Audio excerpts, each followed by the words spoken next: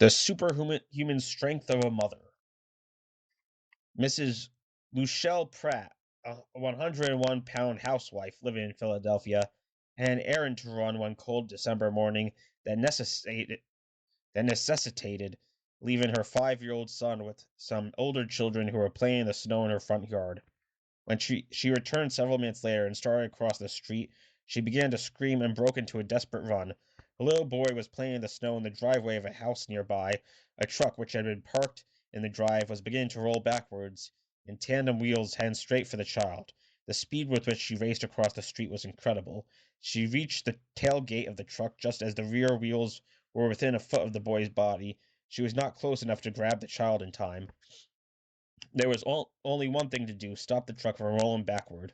Without thinking about the seemingly impossible thing she had to do, Lucilla Lucilla braced herself and desperately leaned both hands against the back of the truck. At first, it continued to move toward her and the boy, who was only inches from its rear wheels. Then it stopped rolling. She pushed with all her might and began to scream, telling her son to get out from under the truck.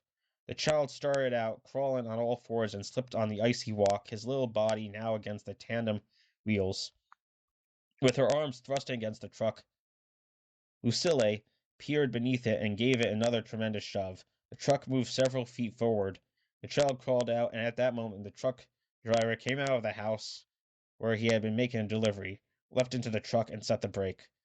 It was a miracle that the truck had been stopped at all. Several of Lucille's neighbors, who had witnessed the amazing feat of strength, came rushing toward her. As Lucille hugged her son and wept for joy, the truck driver and her neighbors crowded around, expressing their awe at what had happened. Was this just another example of the superhuman strength of a mother's love? Or had Mrs. Lucille W. Pratt been blessed with a divine gift of super strength at the very moment when it was needed most?